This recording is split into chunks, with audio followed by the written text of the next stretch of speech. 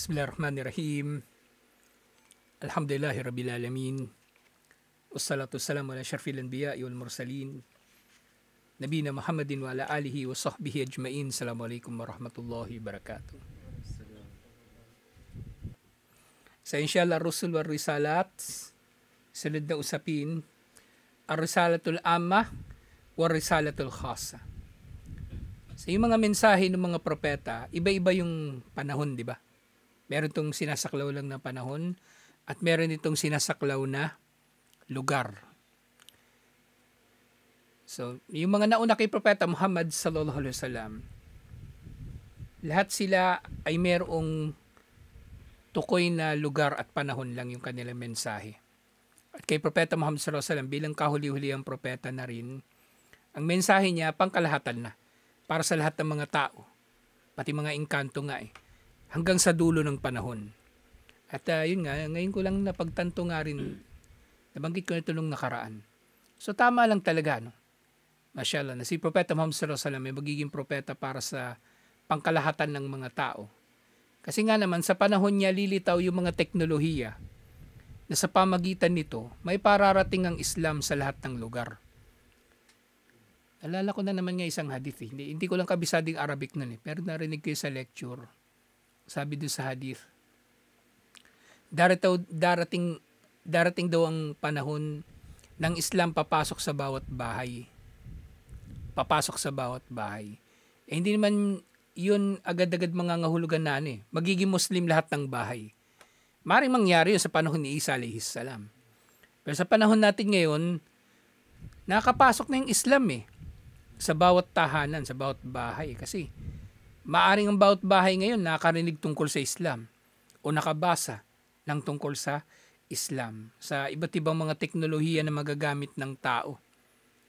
Noon pa nga lang panahon na nagkaroon ng TV, radyo, tas ngayon internet, mas maraming nararatingan ngayon ng Islam.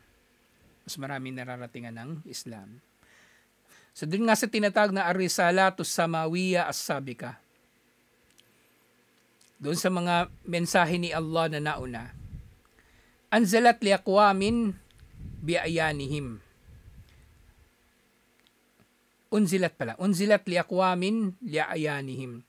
Ipinababa ang mga ito sa mga tukoy na mga nasyon. Pero, war risalatul khatimah, perang huling mensahe, allati unzilat ala khatimil anbiya war rusul, risalatan amma lil bashariyah kulluha. Sa mga naunang mga propeta, yung kanilang mensahe ay para lamang sa isang tukoy na mga tao, sa isang tukoy na lugar, sa isang tukoy na panahon. Di ba katulad na nabanggit na natin nung nakaraan, si Isa alayhis salam, kahit sa Biblia sinasabi niya, ang mensahe niya ay para lamang sa nawawalang tupa ng Israel. Ibig sabihin para sa mga Hudyo. Gandi si Musa alayhis salam. Si Musa alayhis salam, para lang doon sa mga nasasakupan niya. Yung mga Egyptian, di ba nagdawa din siya sa mga Egyptian? Bahagi yun ng kanyang umma actually, sila. Bahagi sila ng kanyang umma. Pero hindi naman nabalita na si Musa alayhis salam nakarating ang kanyang mensahe sa iba pang mga tao. Si Ibrahim alayhis salam, malawak yung naging sakop ng da'wa niya actually kasi nakarating siya ng Iraq, nakarating ng Egypt, kung saan-saan. So nakapag-da'wa din siya doon. Pero limitado talaga. Hindi katulad ni Propeta Muhammad sallallahu alaihi wasallam, ang kahuli-hulihang propeta at sugo. Ito ay risalatun amma, pangkalahatang mensahe, lil bashariyati kullaha, para sa sangkatauhan lahat-lahat. Sa lahat ng iba't ibang bansa, iba't ibang lahi, iba't ibang wika, iba't ibang nasyon, ang mensahe ni Propeta Muhammad sallallahu alaihi wasallam ay para sa kanila. At actually, hindi lang limitado nga sa tao Bal amatun lil insi wal jin. Bagkus ito ay pangkalahatan din para sa mga engkanto at mga tao. Sa pati mga engkanto, kikilalanin nila si Propeta Muhammad sallallahu alaihi wasallam dapat bilang sugo at propeta ni Allah. At nalalaman nga natin, yung pinagtibay ng mga scholar na yung mga engkanto, sumusunod sila sa propetang tao. Walang propeta na, kumbaga, maaring walang propeta na engkanto. Wala. Ang sinusunod nila propeta na tao. Katulad dun sa nababanggit sa Quran, yung nag-usap-usap yung mga jin, na meron daw propeta na ibinaba pagkatapos ni Musa alihis salam. Sa interpretasyon dito ng mga scholar, yung mga ano na yon, jin, mga engkanto na yon, Hudyo, at sumusunod sila kay Musa alihis salam. Ngayon nagulat sila. Kasi ang daming nagbago eh. Di ba doon Suratul Jin, naging mas matindi yung pagbabantay sa langit. So nagtataka sila may nagbago. Tapos yun nalaman nila na meron na ngang propeta na ibinaba pagkatapos ni Musa alihis salam. Na yun nga, kailangan nilang sundin. At nag-Muslim nga sila. Yung mga jin na yun ay nag-Muslim. Wahada yaktadi an tamtazu hadihi risala an gairiha minar risalat bima yaj'aluha salihatun likulli zamanin wa makanin. At ito nga'y nangangahulugan na nagiging unique, nagiging espesyal, nagiging natatangi ang mensahe na ito, mensahe ni Propeta Muhammad sallallahu alaihi wasallam, kung ihahambing sa iba pa na mga mensahe, dahil ito ay dinulot ni Allah na karapat-dapat sa lahat ng panahon at sa lahat ng lugar. Hindi katulad ng mensahe ng mga propeta na limitado lamang sa isang lugar at isang panahon. وَقَدْ جَعَلَهَا اللَّهُ كَذَلِكَ وَأَنْزَلَ عَلَى رَسُولِهِ صلى الله عليه وسلم قبل وفاته اليوم أكملت لكم دينكم وأتممت عليكم نعمتي ورضيت لكم الإسلام دينا.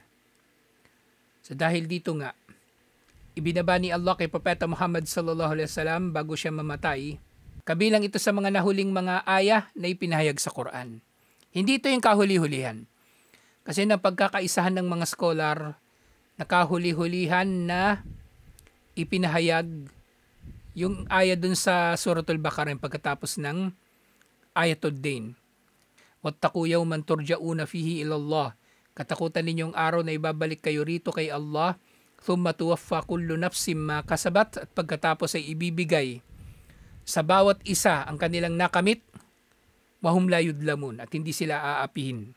Hindi sila aapihin. Yun ang kahuli-hulihang na ipinababa. Innal mu'min yakifu amama ikmali hadaddin. Ang mananampalataya daw ay kumbaga nakaharap, nakasaksi sa o sumasaksi sa pagiging perpekto at ganap ng relihiyon na ito. Kasi nga sinabi nga ni Allah doon sa kahuli-hulihang nabanggit dito na ayah, Al-yawma akmaltu lakum dinakum. Sa araw na ito, naalala nyo anong araw ito? Yung pagbaba ng ayah na ito? Yung Arafah, di ba? Yung huling Hajj ni Propeta Muhammad sallallahu alaihi wasallam, na pagkatapos ito ilang buwan na lang namatay siya.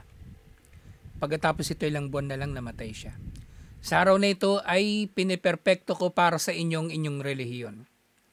Perpekto, na ibig sabihin, perpekto sa kahulugan na wala na itong may daragdag at may babawas. Ito na siya, wala nang magbabago sa mga batas nito. Perpekto, kumpleto na. At perpekto sa kahulugan na wala itong kapintasan. Wala kayong matatagpuan na batil sa Quran, sa harapan nito o sa likuran nito. At kumpleto sa kahulugan na, kumbaga, naangkop sa lahat ng tao, sa lahat ng panahon at lahat ng lugar. Sa tinatalakay natin ngayon, sa konteksto ng tinatalakay natin ngayon. At actually, itong pagiging kamil ng relihiyon, kumbaga applicable dito ang lahat ng ang lahat ng kahulugan ng pagiging perpekto. Kumbaga in the fullest sense of the word ng ng perfect o perpekto, applicable dito. Kompleto na, hindi madadagdagan, di babawasan. Perpekto na walang kapintasan, perpekto na nababagay sa lahat, at lahat ng kahulugan ng perpekto nababagay sa relihiyon na ito. Watmamtu alaykum ni'mati, at kinukumpleto ko na sa inyo ang aking biyaya. Ang biyaya ang tinutukoy dito ni Allah, hindi yung biyaya na panustos, kundi yung biyaya ng gabay, na pinakamahalagang biyaya. Ang pinakamahalagang biyaya ni Allah sa mga tao, yung gabay. Waraditu lakumul Islam Madina. Raditu, ibig sabihin, kinalulugdan ko para sa inyo. Pero sa kahulugan din na pinipili ko para sa inyo, ang Islam bilang relihiyon. So yung tao, ang mananampalataya, kumbaga sinasaksihan niya na si Allah, dinulot niya na magiging perpekto ang relihiyon na ito at ito na ang pagkakakompleto ng gabay sa atin. Kasi mapuputol na yung gabay ni Propeta Muhammad sallallahu alaihi wasallam, yung paggagabay niya sa atin. Yung irsyad, kumbaga. At ang tanging tatahakin, o kaya ang tanging magiging gabay natin sa pagtahak sa matuwid na landas, yun na yung Quran at Sunnah. At ang Quran ay dinulot nga ni Allah na, kumbaga, hindi nababago. At ang Sunnah rin, dinulot ni Allah na napangalagaan ng mga scholar, kasi ito yung magiging mga batayan ng relihiyon natin na ito na pinerpekto na ni Allah. Alhamdulillah. So tayo ay kumbaga mga saksi sa pagiging perpekto ng relihiyon na ito. Wasta'ridu mawqibul iman. At siya, kumbaga sa kalagayan natin ngayon habang buhay tayo, kumbaga nakikita natin ang liwanag. Nakikita natin yung liwanag ng pananampalataya o yung gabay ng pananampalataya o mawqibur risalat at ganun din ng mga mensahe ng mga sugo o mawqibu ar-rusul.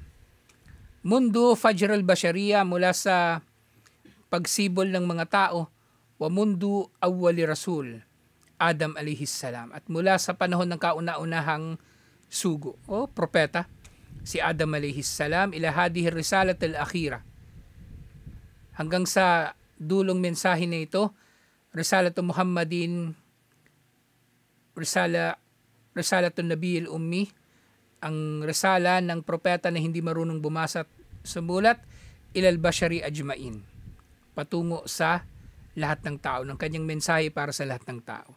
So nasaksihan natin na yung mensahe kay Adam alayhis salam sa lugar lang niya, di ba?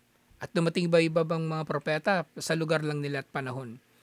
Pero si Propeta Muhammad sallallahu alaihi wasallam, ang kanyang mensahe ay para sa lahat ng sangkatauhan. Famayara, at sa pagsaksi ng tao na ito, sa pagiging, kumbaga, perpekto ng relihiyon na ito ay relihiyon na kumpleto, walang bawas, ito ay relihiyon na perpekto, walang kapintasan, ito ay relihiyon na perpekto, na naangkop sa lahat ng tao, sa lahat ng lugar at panahon. Anong nakikita ng tao dito? Yara hadal mawqib. Yung mawqib pala rito, yung caravan pala, caravan, kumbaga yung grupo ng mga naglalakbay. Yara hadal mawqib mutatawilul mutawasil mawqibul huda wan nur. Ng caravan daw na ito, ang dulo nito ay ang gabay at liwanag ni Allah subhanahu wa ta'ala. Kumbaga yung hantungan nito, yung patutunguhan ng caravan na ito ng mga propeta. Yun pala. O ngayon na-visualize na natin. So nasasaksihan natin yung caravan ng mga propeta. Di ba caravan, grupo ng mga manlalakbay? Sabihin na natin simula nun, si Adan, tapos si Nuh alayhis salam, at kung meron pang mga propeta sa pagitan nila, tapos yung iba pa hanggang kay Propeta Muhammad sallallahu alaihi wasallam, nasasaksihan natin yung lahat. At ang hantungan nila lahat, patungo sa gabay at liwanag ni Allah. Wayara maalimut tarik ala tulit tarik.